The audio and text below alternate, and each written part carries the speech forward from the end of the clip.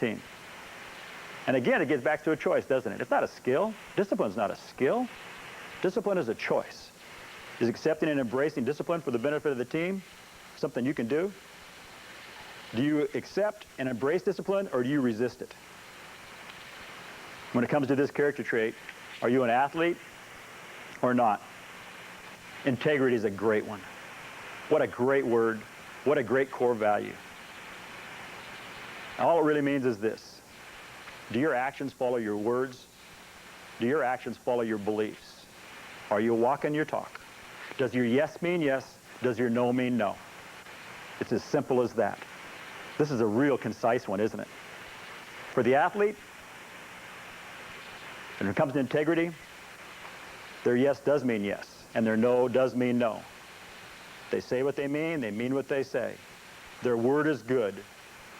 Their handshake is binding, and it confirms the deal. Their signature is worth something. The non-athlete, when it comes to integrity, they say what's required, they sign what's required, and then they do what they want. Now, we don't have to look very far in the real world to see that happening. Just in the last couple of months, Enron and WorldCom. They say what is required, they sign what's required, and they do what they want. Now, too often the business world has learned the hard way that if they hire based on ability, competence, they end up firing based on character. Businesses that fail like that hire people of high competence and then end up losing it because of character. You know what, though? In athletics, a lot of our teams are formed the same way. Coaches choose people based on ability, and then the team destructs based on attitude and character. So we're not any different than they are. We're in exactly the same boat. We've got to form our teams based upon character traits and integrity. Non-athletes and their teams never understand the good kind of pride, and they often self-destruct. And I'm trying to challenge you. What is your signature worth?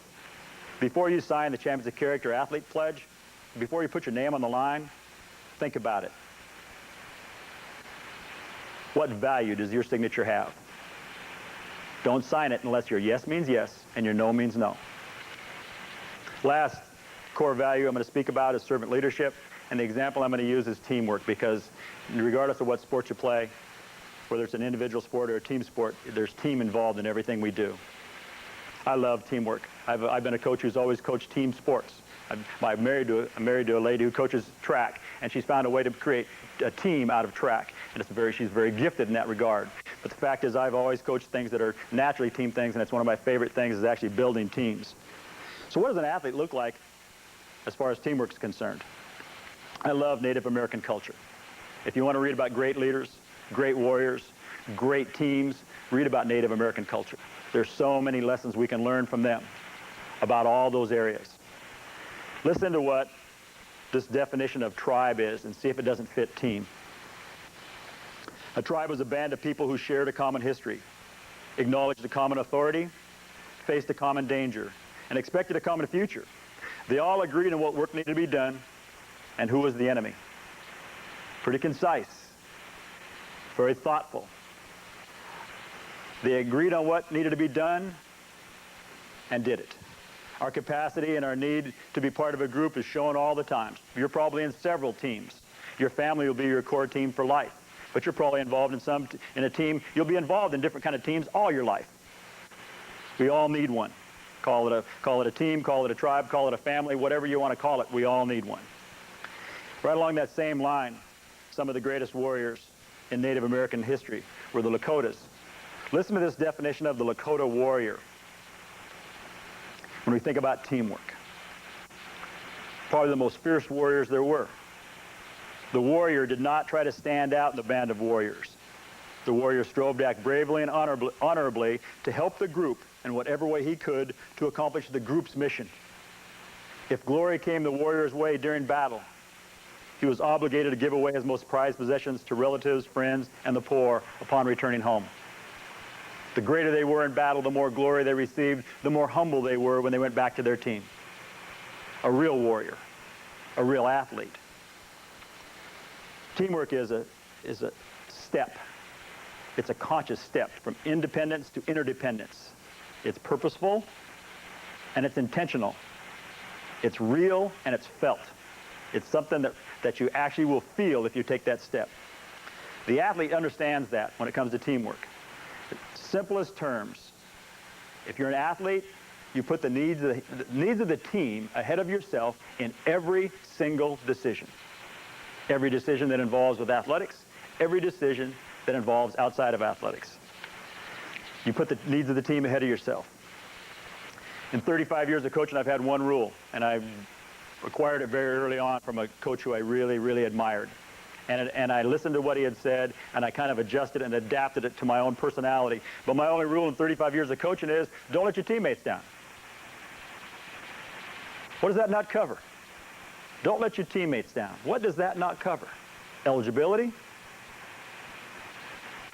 effort, attention, decisions on weekends. It covers every single one of them, and it leaves me as the leader of that team wide room for discretion, which is just fine. But the fact is, if you don't let your teammates down, you've probably taken the first step to being a great teammate. Sacrifice is simply this: setting aside our personal rights and goals for the benefit of the group, exactly as was described in the Lakota Warrior. The person who's not learned to be an athlete yet, you're going to all be able to relate to this one. You'll be able to go back somewhere in your experience of playing and say, I know that person, probably more than one. The person who hasn't learned to be an athlete yet, when it comes to teamwork, they look to satisfy their own needs first. They're selfish. And I don't mean selfish with the ball. I got to get my points. I mean selfish with their effort, selfish with their attention, and very often selfish with immature behavior. The non-athlete, when it comes to team, they're absorbed in their own performance. They're real quick to criticize teammates.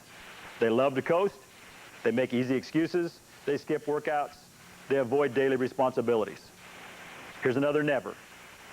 Because these people that fall into this category are very often the most talented players. Very often the people that fall into this category are the ones who've been blessed with the most skill. Here's my other never. You'll never see a great team where the most talented players are not the best workers. When you go watch a team, identify the most talented players and watch if they're workers or not. See if they're in the front of the line. See if they are the ones who are the first to do things. See if they are the best listeners. Most talented, great teams have their most talented players are the best examples of what the team is about. Most teams like to measure themselves by their best people. But the truth is this, that the strength of the team is going to always be impacted by the weakest link and the weakest attitude.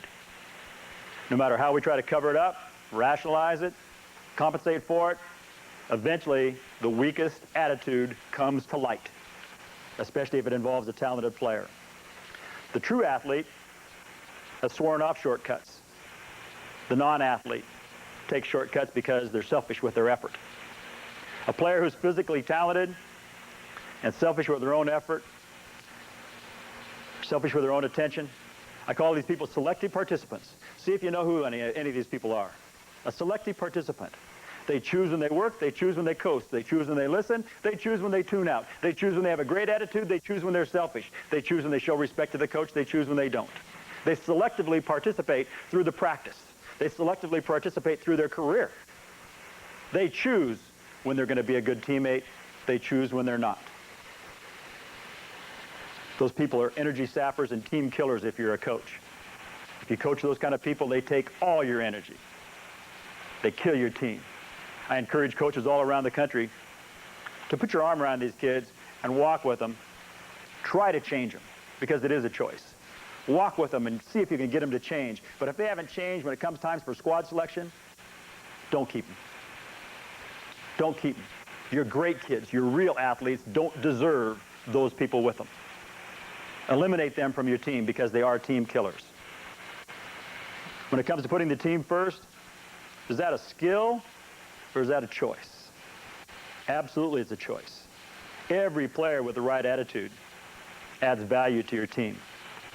When it comes to being a teammate, a good teammate, and teamwork, are you an athlete or do you fall into the non-athlete role?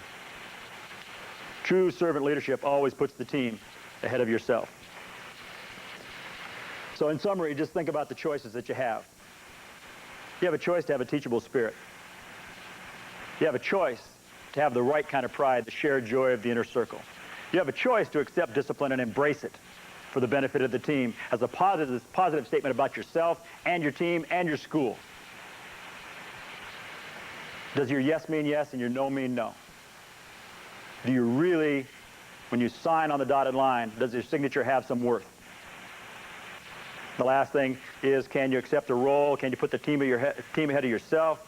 Can you not let your teammates down? Can you be a great teammate?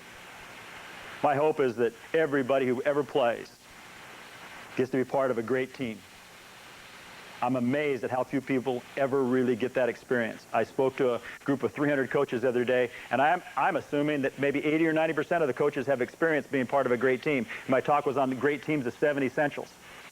And so I was going through these essentials, and I was saying, how many of you, when you look back on these 7 essentials of great teams, can remember being on a great team? And I'm thinking that 80% of the hands are going to go up. Less than 20% of the people, coaches, still in the profession, attached with athletics, said that they'd been part of a great team. I hope you're part of a great team.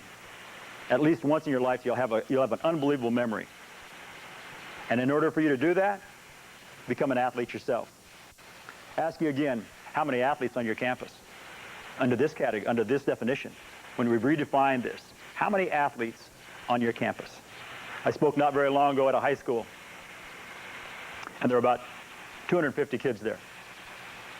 And before I started my presentation, I redefined it and I said, how many athletes here at this school?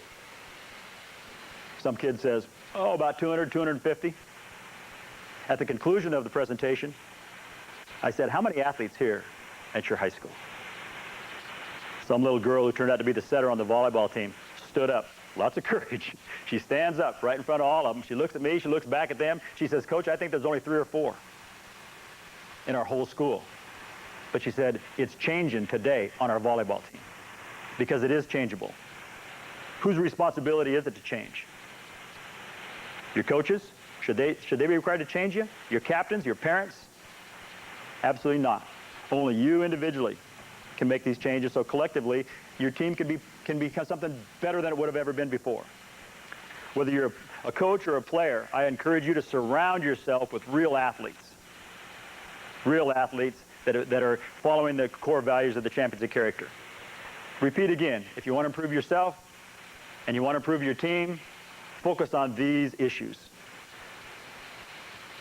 One athlete of character can improve a team. If just one person on your team improves their character, your team will improve. One team of character can make a school better. One school of character impacts an entire community. But think about this from the NAI perspective.